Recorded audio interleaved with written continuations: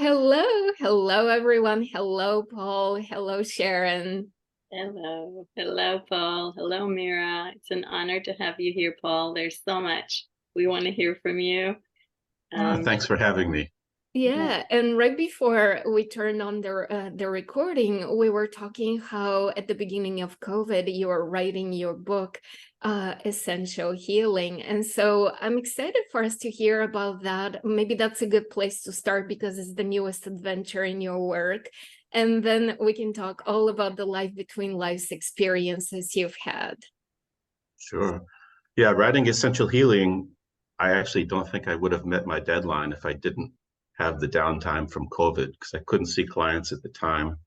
We were down in Florida, and it really gave me time to reflect on what I was doing and invest every moment really into what's really a culmination of 40 years working in this field.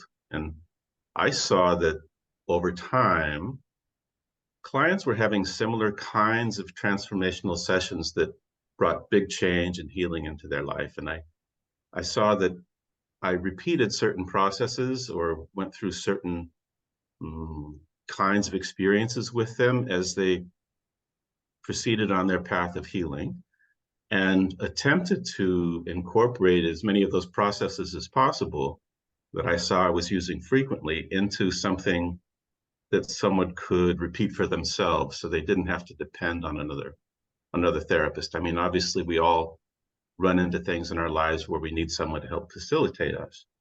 But I'm a big fan of self-therapy. And so I did my best to really start at the beginning and help people learn first. I mean, something we do for ourselves and for our clients every day is to help get out of our thinking mind, right? To really expand our consciousness.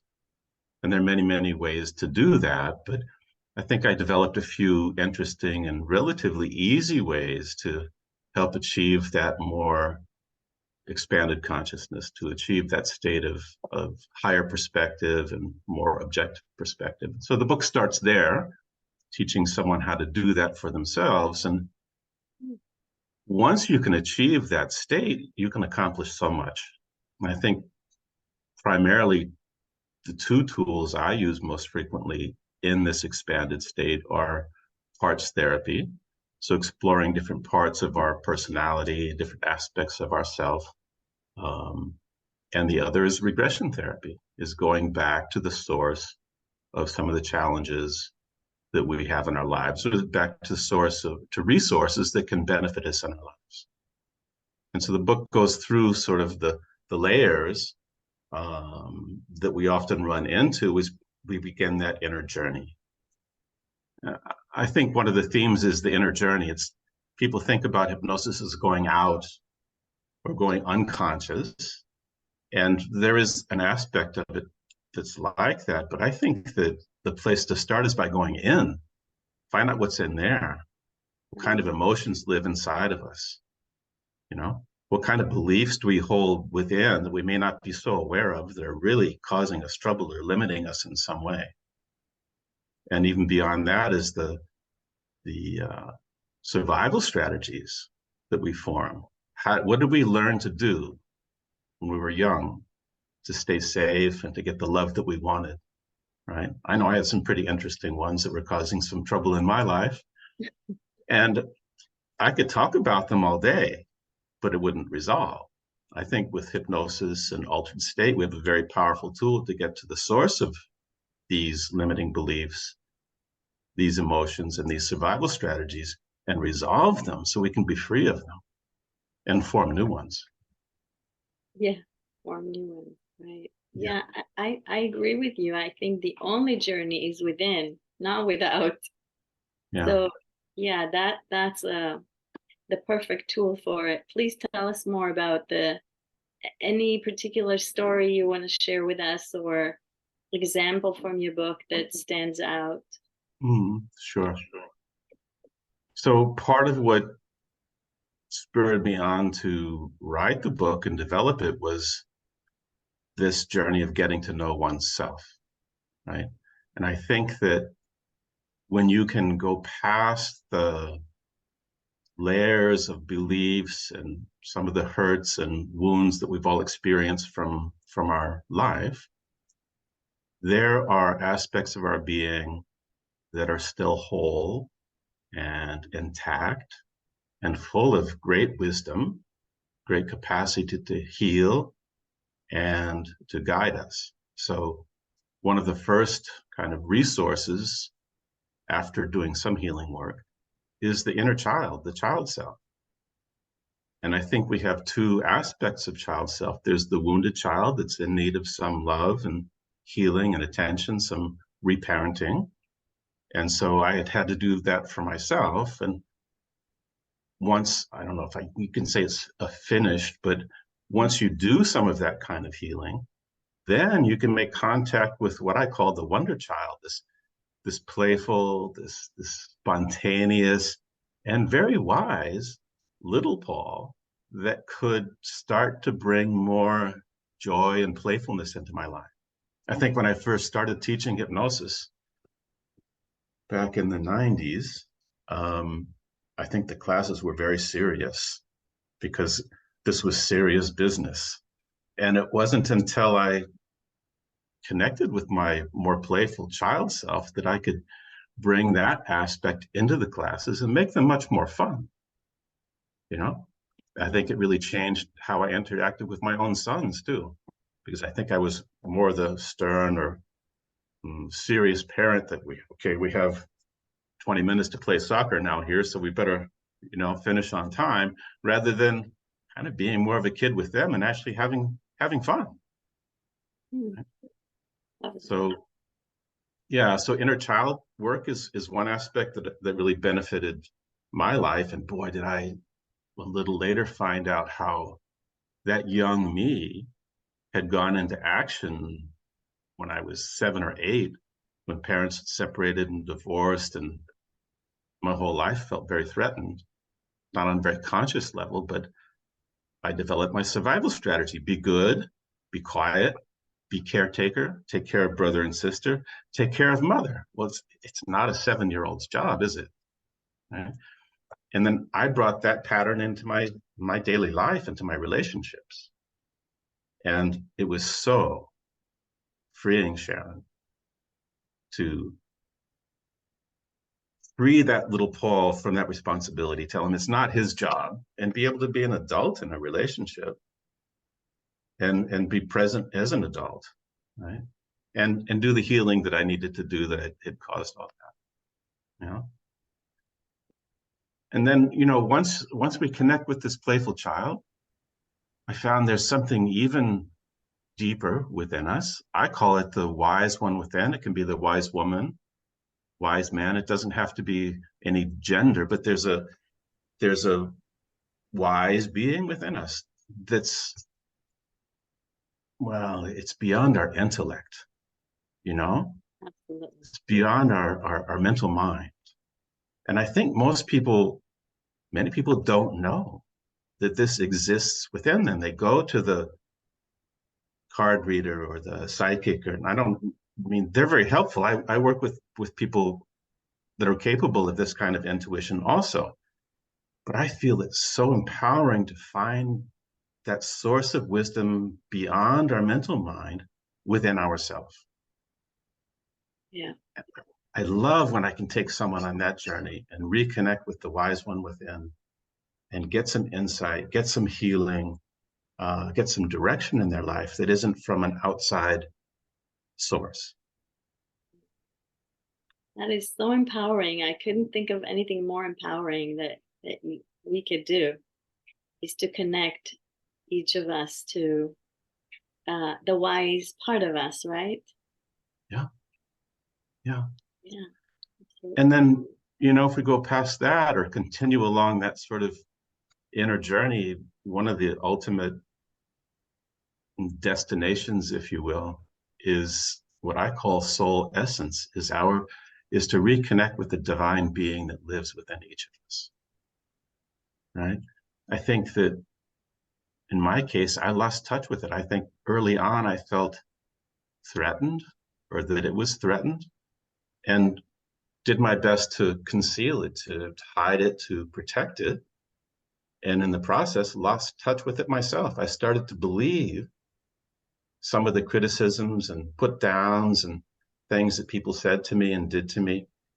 I started to think that's me, and forgot that there's this amazing being within me that I could, through this process, make contact with. And to reconnect with that divine being, that soul essence, was such a profound transformation, awakening. And to go through the process of, I call it emerging, of that true self, that divine self, emerging and breaking through those limiting beliefs, those I'm not good enough, those if onlys, I am not smart enough, I'm not this enough. Because there's nothing lacking in that being. Okay, we're here to grow and learn, right? That's why we do past life regression, is to find out what's our soul here to learn. What is it we've brought in with us? But there's something very wise and divine with us. And if you can help someone reconnect with that, they're a very different person that walks out your door after that session. And they live their life in a very different way. That's definitely incredibly inspiring and exciting. I love all of this. And I have to tell you, I am really intrigued by what you said about the work with the wounded child, and then going into the wonder and the joy and the playfulness of that child essence within us. And and immediately my mind started thinking, oh, how can we combine with past life regression?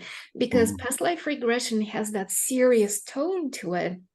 People come to us with problems and with issues, and we're looking for the cause of it. We're looking to how we can combine that exploration of wonder and playfulness and reconnection to expansion with a past life work. And I wonder if that has seeped into your work already, if you have any words of experience or anything you can share on that. I think there are two things, Myra, that come to mind. One is that because I'm known for past life and life between life regression, people will contact me for those sessions. And the fact is, having done no work previously, often there's work that needs to be done in this life, right? I think it's one of the challenges of past life regression, is that it's sort of like the patient telling the doctor, we'll use this instrument or do that procedure, right? And yes, I want to get them to past life, but sometimes there's other work to do. And the other work to do is primarily one of two things. It's a busy mind that you have difficulty getting past because it has some concern that if they do this, something bad's going to happen, or they'll be out of control or something like that. And so we need to address the concerns of the mental mind. And the other is trauma. The other is often childhood stuff that hasn't been explored, hasn't been addressed, hasn't been healed. And you can attempt to do past life, but sometimes this other stuff just stands in the way. And I don't think it's a problem, but it is something that needs to be addressed, worked with, acknowledged. And so past life isn't always the first place to begin with, or the first place to look, right? And so in that sense, then often inner child work is what needs to be done. And so I think the way I conduct past life regression is to go through childhood first, and then in utero, into the womb, because this is a fascinating place for exploration and healing too, and then into past life. Now, some will jump straight into past life, and that's fine. And others, we end up having to do some work on the childhood. And the other aspect of the childhood or inner child that interests me is that when you can make contact with the playful, spontaneous, curious aspect of the individual through the inner child, I say, well, ask little Sharon if she'd like to come along on this journey. Tell her you're on a journey, on an adventure and ask her if she'd like to come along. And I had, the first time I did this, it was spontaneous. It wasn't something I'd been doing, or sort of came during the session. And the client said, "Oh, my inner child just disappeared," as they do sometimes, right? And then she, "Oh, no, she's back. And she has her compass, and she has her canteen, and she has her little pith helmet, and she's ready for the adventure." Oh, nice. Yeah. So I think that the playful child part of us is closer to our core self, our core beliefs, and can actually assist us in making these kinds of journeys into past life. Yeah. Oh, I love that. I love what you just shared. Can you tell us some stories about people's experiences about being in the womb, visiting that moment in time? Is there anything emerging as wisdom, as experiences that you can share? Yeah, sure. I practiced a Brian Weiss type of past life regression for many years, where I would induce altered state and go straight back to past life. And looking back now, I realized I was really missing so much. There was so much opportunity, healing, insight available that was being missed. And it wasn't until I studied with Dr. Newton, the life between life methodology, that he suggested going through childhood and past life. That was in 2001. And going into the womb, there are a number of things that happen. First is that most people understand that, or believe that, they could probably remember something from childhood, right? Even if they don't fully understand the process of regression, they say, "Well, I could probably remember something from childhood," but who remembers in utero, you know? And childhood memories are coming from what's stored in the body and coming from what's stored in the subconscious mind, right?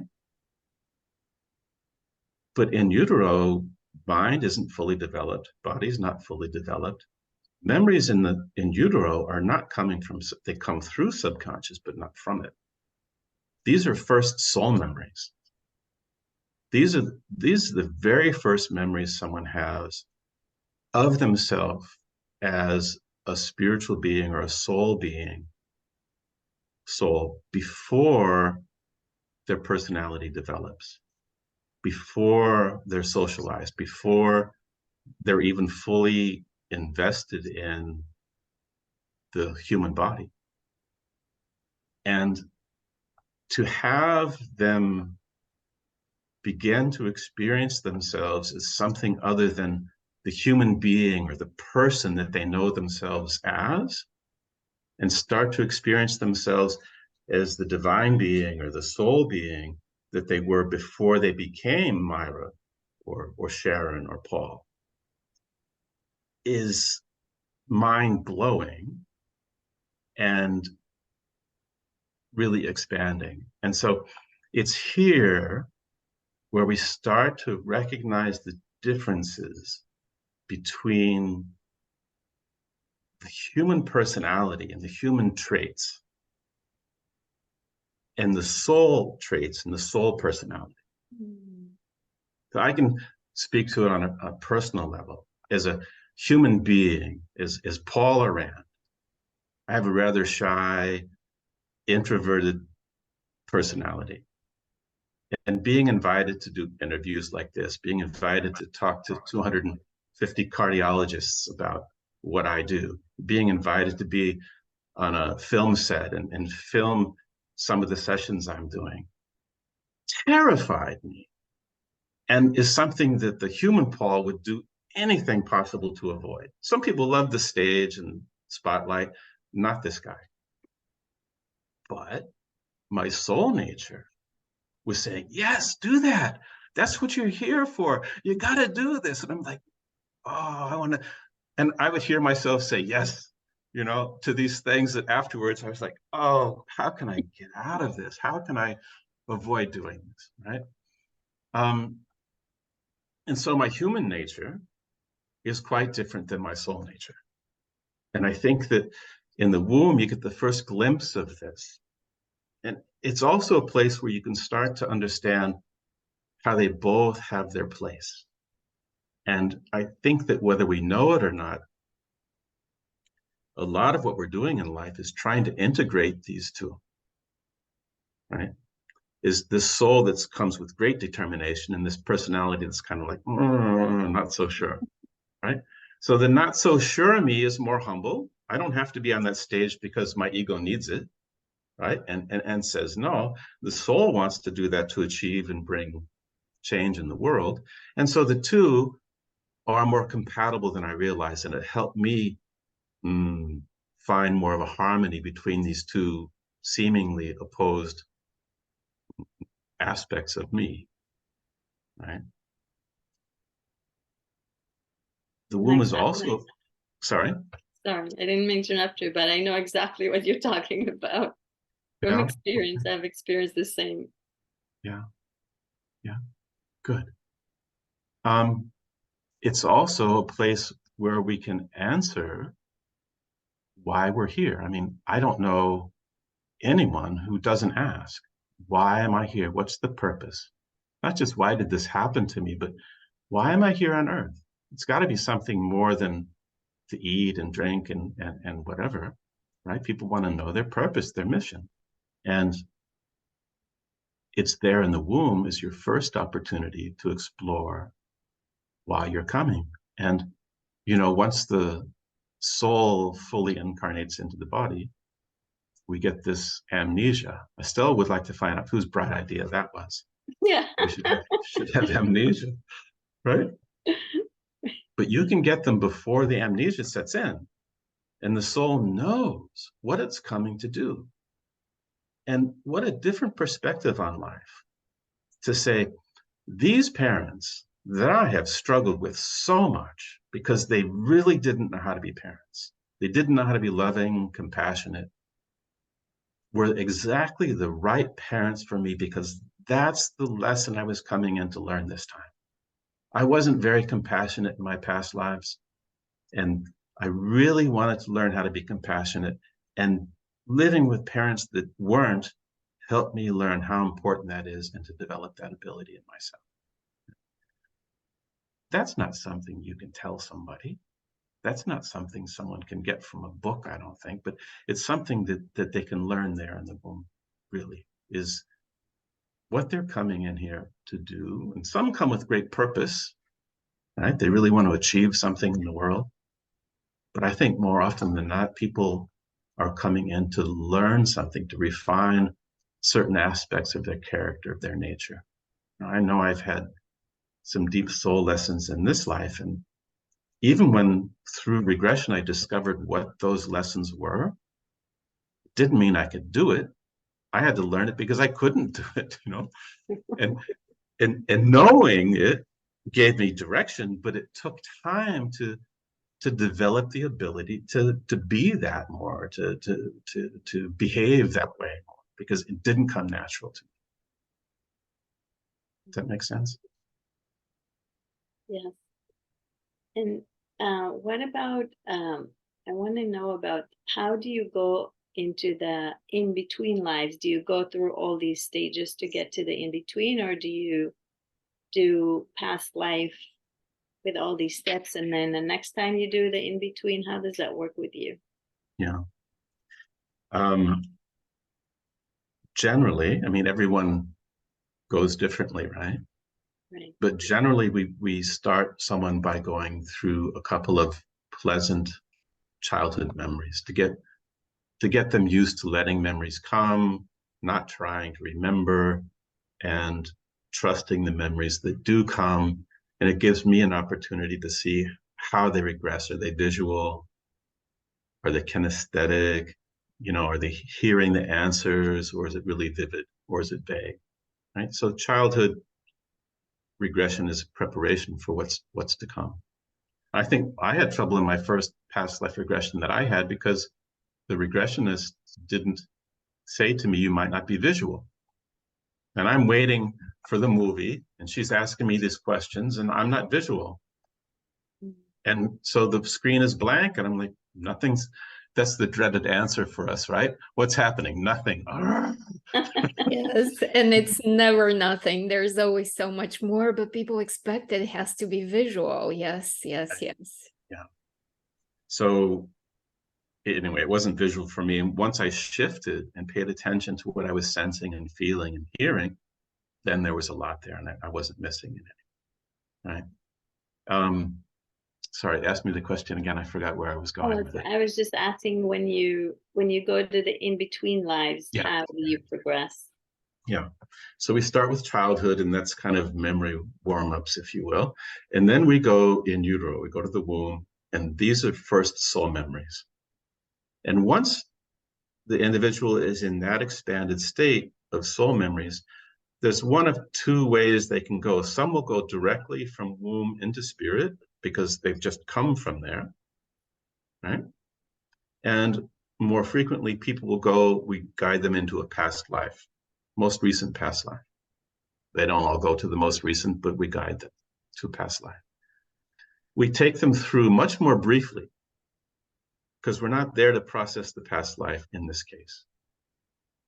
And the processing of the past life will actually happen once they're in spirit with their guides. And their guides can usually do a much better job than I can do working on their past life. But we use the past life and the death scene in the past life as the doorway into spirit.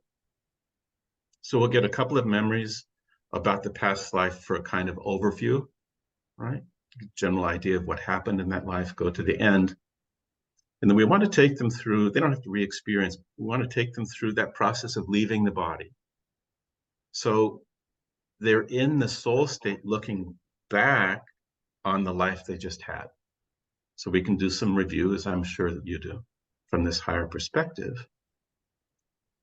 And look at the takeaways. The big one here for me really is, well, as a result of the experiences that you had in that life, what do you decide to do or not do next time around, right? Right.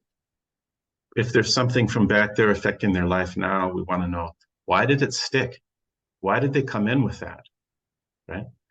And so we'll process some of that, and then we want to move them away from that death scene and on into spirit. And I think that's where Michael Newton had the big breakthrough, is he was doing past life, and then he had some people spontaneously move past there, the place that we weren't getting to on our own. He got them into spirit, and I don't know, he worked over 30 years with 7,000 people and really developed a methodology around that. It's a great variety of things that happen and how people experience it. But to answer your question, we want to take them from the death scene in the past life and move them into spirit. And that's when consciousness really expands even further than we've seen it along the way. That's when a person will talk about themselves in third person from the soul perspective. That's when the soul will give wise advice to the human that body they're living in. But it's also a place where they will meet with loved ones who they can have a kind of reunion with. Sometimes they have parties. Spirit is not such a serious place. They're really funny in spirit. They even pull pranks sometimes. But it's a place where this person will meet with their guide or guides also and really receive guidance about that life from which they've just come.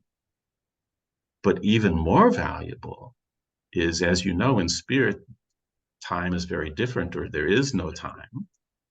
And so once they're in spirit, their guides can talk to them about their life now and their life to come. And that's where the real healing and value is. My mental mind is pretty linear. I think it helps me when I'm teaching, but I'm in spirit. My guides are talking to me about my life now and something in the future of my life. And my mind's going, wait a minute. I was just in childhood and then womb and past life 200 years ago. And now they're talking about my life now. How can that be? Yeah. You know? Yeah. Yeah. But of course it can be, because time's very different there. Right? And so we actually have people prepare questions, because when they're in expanded state, they know a lot more than they know now. And they're in spirit and it all makes sense. And then you bring them back and they go, oh, but I don't know. I don't understand. Because they have to deal with their human mind again. Yeah. So we have them prepare questions, and then the guides will either answer the questions spontaneously or the person may pose them. And if they're not posing them, I don't ask their guides, but I do remind the person and say, well, did you want to talk to your guide about this physical challenge that you've been having for the last months? Do you want to talk to your guide about that challenge you have with your son or daughter, or husband, or boss, or whoever? And guides, in my experience, won't tell people what to do, but they will give them great insight into what's happening and what they can learn and how they might do something different.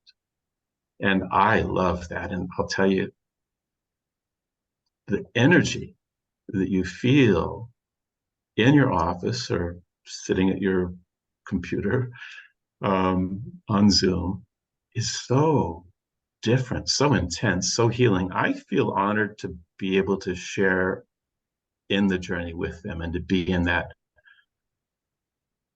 all loving, wise, and healing energy the person experiences there. Just being in that, besides any questions or any guidance, just being in that, I think, is something that's very unique and very healing and very special.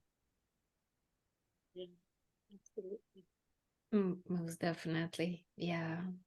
Mhm. And do you feel that what you have learned from clients being in that space, being in that wisdom, has seeped into changing you and how you live your life and the things you've learned? Absolutely. Yeah, I think that I had an interest in these things from maybe high school days. Raymond Moody's book, Mm. Life After Life, right? But these are interesting stories or theories or information. But to really live it, to really experience it, to help facilitate others experiencing it and seeing similar patterns from very different people. You know, I've worked in New York, I've worked in Istanbul, I've worked in Italy, I've worked in cultures with very different religious and cultural backgrounds. I taught past life regression in Istanbul to Muslims for 7 years. You know, it goes beyond religion. Yeah. And it goes beyond cultural boundaries, Yeah. spirituality, and truth of what we do, right? And so, yes, it's transformed me, facilitating these sessions and hearing the wisdom, some of the same kernels of wisdom from different angles. Yeah, and being in the energy of it too. I mean, I think that believing in reincarnation, and some people believe in reincarnation and some people don't, right? Believing in having a soul or consciousness continuing after the human body is dead is a question, it's a concept, it's a belief for some. It's not a belief, I know it. From the work I do, I know it. From my own near-death experience, I know it. From working with people that have had near-death experiences, I know it. From working with people doing past life regression and seeing the profound change that comes, even if they didn't believe in past life regression, I know it. And my very first stop me if I'm blabbing too much, but my very first past life regression was I was working in a pain clinic, a medical office, doing hypnoanesthesia, anesthetizing pain. And I was frustrated with the results because they would feel better for a while, and then the pain would either be back or something else came up. And so I started developing a method to go deeper and have them dialogue with the pain to try to understand what its message was. Yeah. And so they could hear what they needed to change in their life, rather than me saying, oh, you have to eat better, sleep more, whatever. And there was a woman who I wrote about in the book, who had chronic shoulder pain, 7 years of chronic shoulder pain. She'd been diagnosed with every itis you could imagine. And they'd tried every treatment, immobilization, physical therapy, drug treatment. She had trouble with painkillers, like many people end up having. And now they finally wanted to do some exploratory surgery to see what was going on in there. And she said, after 7 years, nothing you did worked. No. And then she ended up in my chair. I was kind of last resort back in those days, right? And so I take her in, expand consciousness, have her dialogue with her shoulder. And to my amazement and hers, you can hear her say, oh shit, on the recording, because she's talking about being a slave in the South during slavery days. And she has a son who's starving, not enough food. And she sneaks into the master's house to steal some bread to try to feed her son. And she's caught. And she's beaten to death. And in the process, she's reporting to me in a very animated way, he's stomping on my shoulder. He's crushing my shoulder. Right? I'm like, well, I hope other people outside the treatment room aren't hearing this. And I'm not sure what the heck's happening. Fascinating story, but And we finish. I didn't really know how to facilitate it. I mean, I did my best. I know what I would do now, but then I was still kind of like, what's happening? And it finished. And she was stunned because past life wasn't something in her frame of reference. But she said, but my shoulder doesn't hurt. Right? So it didn't ever hurt again. I said, well, you better come back next week and, we'll see, we'll work on it. She came back. She came back 2 weeks later. She said, I'm bowling again. She used to love to bowl and she couldn't do it. She said, I'm bowling again. My shoulder doesn't hurt anymore. Now, was that past life? At that time, I said, I don't know, but I don't care. Her 7-year-long chronic pain is gone. So if it was fantasy, if it was imagination, if it was I didn't know, but it solved it fine. And then this happened a couple of more times. And I said, I have to learn how to facilitate this. I have to learn how to do this on purpose, right? It's amazing. It's not just curiosity or fun and games, but it can be a profound therapeutic experience for a person. Most definitely. I love the moment of adventure and discovery and uncertainty and still the incredible result. I really love that. Yeah.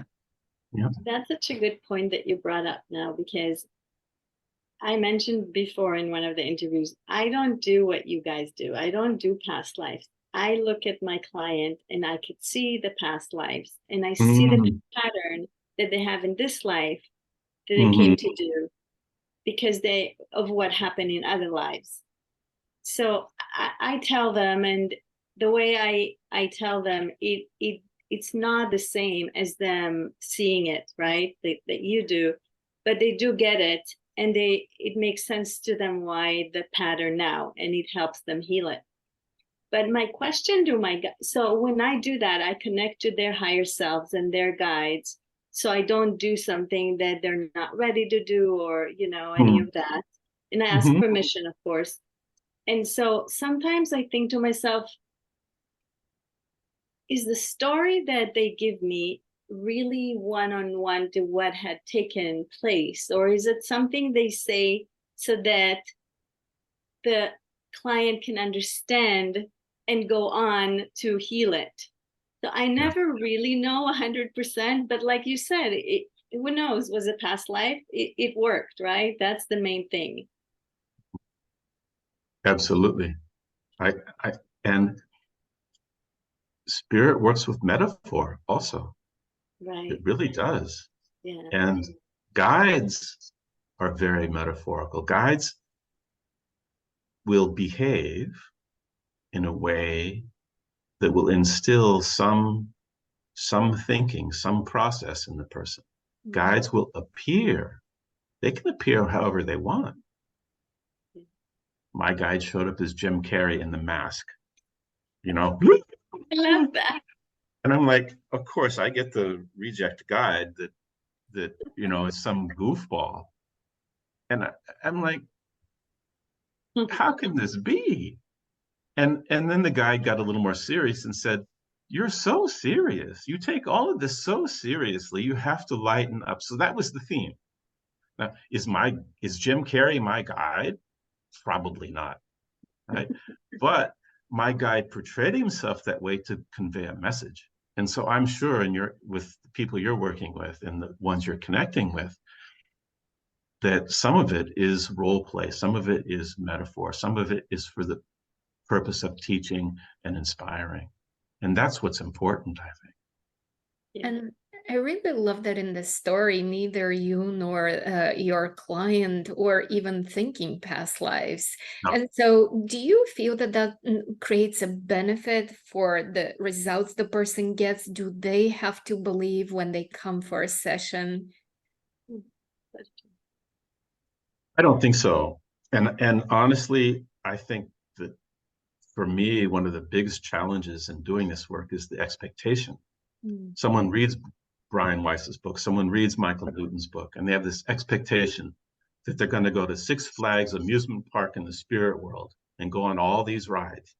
And then they bump into this soul lesson about being rather callous or uncaring, you know, and it's not necessarily fun.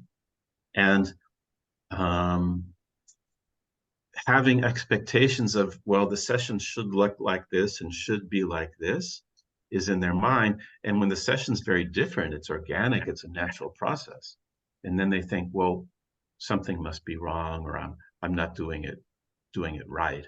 So for me, it's the expectation of it should be this way, and my guide should be wearing a certain hat or a certain robe, or issues that someone comes in with that can be hard to move past because they think it should be a certain way. Their guide should appear a certain way, or the regression should go a certain way. And I really like to work with someone who doesn't have a background in it, who hasn't read it, who doesn't believe in past life. And I like to look and see, where did that start? And I don't know if that started from childhood or from past life, or really where it began. I know it's a survival strategy, and I want to see where it exists. You know, in Europe, especially, regression therapy is practiced in a different way. They wouldn't necessarily say they're using hypnosis to regress people. And it would be the rare person in Europe that would say, I'm a past life regression therapist. I think because Brian Weiss especially has popularized it and people are looking for that, they know it and they're looking for that, people will say that. But in general, they'll say, I'm a regression therapist. And we don't know where we're going to go, but we'll go back to the source of this issue. We'll go back to the source of this problem. We'll go back to where this began. And we don't know where it will be. And it, as you know from your own work, it's often in multiple places, isn't it? It's in layers, right? And we don't know what order is going to come. So when I can work with someone that doesn't have expectations of it being past life or between life, but they want to work on such and such an issue, their fear of fire, their fear of heights, their this sort of thing, I love that, you know. And it's an open-ended regression, and we're going to go to wherever it exists. It's much less preconception, much less trouble with conscious interference. Yeah. Really, really very, very true. I love what you said. And I really appreciate everything you've shared with us. And I want to ask you if there's anything you would like to bring up that's on your heart to share as we close this interview. I know we can continue this discussion for We can much go on forever. longer. Yes, there's so much to be said. But I wonder if there's anything you would love to bring up in conclusion. I guess the one thing I'd like to bring up is the similarities or the parallels between near-death experiences, past life, and life between life regression. I had the opportunity to do a pilot study with people that had died by cardiac failure, cardiac arrest, who were all resuscitated, and bringing them back to that they were dead, all between a few minutes. One was up to an hour. And them telling very much the same stories as someone that's had a near-death experience, like I had when I got hit by lightning, and very much like people are talking about following the past life and moving into spirit. And so these are very different fields or schools of thought, I guess you could say, that are very, very similar. So for me, it's beautiful proof and evidence of consciousness continuing beyond the human body and the human life. And I think that knowing that some part of us continues to live, even when this is gone, changes our perspective in a many, many beautiful and amazing ways. And to know that there's evidence of this is not only reassuring, but gives a whole different perspective of life on Earth. Mhm. Thank you. Thank you. I'm very intrigued by what you spoke of the study. So I will look it up and see what I can research and find. And maybe that's a topic for another conversation. And thank you for being with us today and everything you brought and everything you shared. Thank you, both of you. So much. Yeah, Thank you. Real All the work that you do, your research, your teachings, even as we speak, you teaching. You're a teacher at heart. Thank you very much. It's been a pleasure. Thanks. Thanks for having me. And good luck Thank with the you. summit. Thank you. Bye for now.